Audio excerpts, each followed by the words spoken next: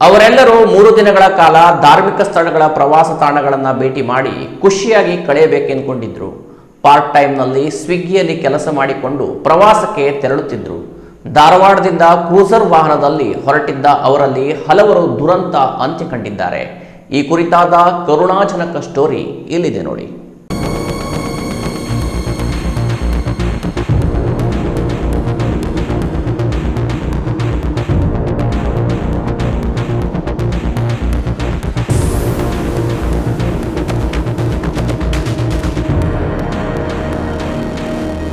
ಹೌದು, ವಿಧಿಯ ಆಟ ಯಾರಿಗೆ ಗೊತ್ತು.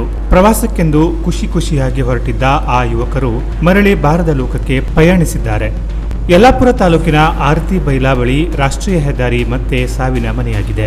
ಯಲ್ಲಾಪುರ ತಾಲೂಕಿನ ಆರತಿ ಬೈಲ್ ಘಾಟ್ ಬಳಿ ಬರುತ್ತಿದ್ದಂತೆ ಕ್ರೂಸರ್ ವಾಹನ ಹಾಗೂ ಲಾರಿ ನಡುವೆ ಭೀಕರ ಅಪಘಾತ ಸಂಭವಿಸಿದೆ. ಪರಿಣಾಮವಾಗಿ 7 ಜನ ಮೃತಪಟ್ಟಿದ್ದಾರೆ.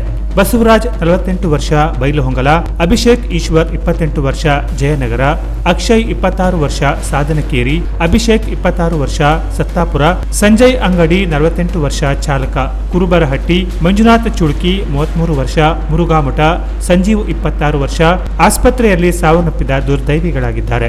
ರಾತ್ರಿ 1:50 ಸುಮಾರಿಗೆ ಈ ಅಪಘಾತ ಸಂಭವಿಸಿದೆ.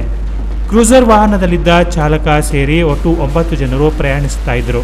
ಇವರು ಪ್ರಯಾಣಿಸುತ್ತಿದ್ದ ಕ್ರೂಸರ್ ವಾಹನ ಲಾರಿಗೆ ಎದುರಿನಿಂದ ಡಿಕ್ಕಿ ಹೊಡೆದಿದ್ದರಿಂದ ಸಾವು ನೋವುಗಳಾಗಿವೆ. ಲಾರಿ ಚಾಲಕ ಅಂಕೋಲಾ ಕಡೆಯಿಂದ ಕೊಪ್ಪಳ ಕಡೆಗೆ ಕೋಕ್ ತುಂಬಿ ತೆರಳುತ್ತಿತ್ತು. ಲಾರಿ ಚಾಲಕ ಘಟ್ಟದ ಮೇಲ್ಭಾಗದಲ್ಲಿ ನಿಧಾನವಾಗಿ ಬರುತ್ತಿದ್ದಾಗ ಕ್ರೂಸರ್ ಡಿಕ್ಕಿ ಹೊಡೆದಿದೆ. ಮಂಗಳೂರು ಟು ಕುಡ್ತನಿ ಹೊಂಟಿದ್ದೆ ಸರ್. ಇಲ್ಲಿ ಅಲ್ಕೋಲ್ ಘಾಟ್ನಲ್ಲಿ ನಂದು ಗಾಡಿ ಭಾಳ ಸ್ಲೋ ಇತ್ತು. ಚಡನ್ನಲ್ಲಿ 10-12 ಸ್ಪೀಡ್ ಇತ್ತು. ಬಂದು ಗಾಡಿಯಲ್ಲಿ ಕ್ರಷರ್ ಗಾಡಿ ಬಂದು ಹೊಡೆದಿದೆ ಸೀದಾ.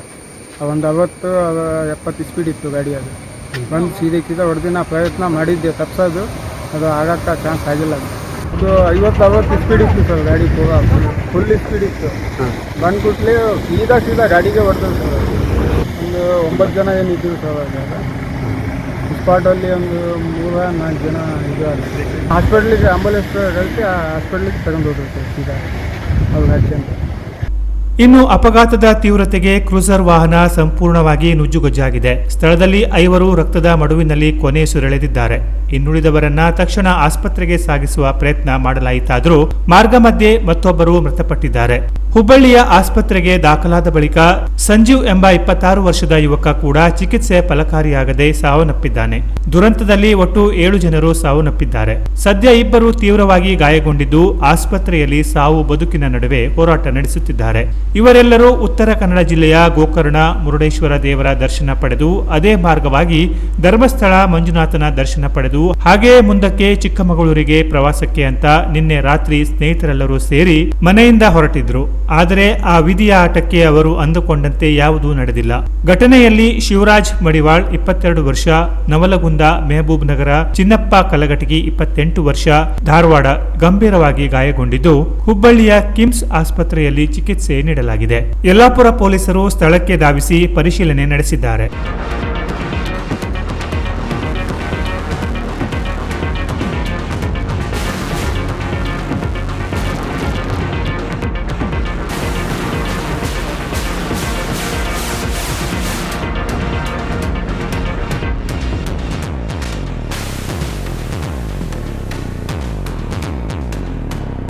ಸ್ನೇಹಿತರೊಂದಿಗೆ ಒಟ್ಟಾಗಿ ಧಾರ್ಮಿಕ ಪ್ರವಾಸ ಸ್ಥಳಕ್ಕೆ ಹೊರಟಿದ್ದ ಯುವಕರ ಸಾವು ಇಡೀ ಕುಟುಂಬ ಕಣ್ಣೀರಿಡುವಂತೆ ಮಾಡಿದೆ.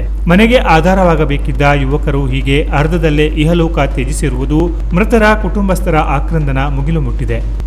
Canara plus news, Ankola.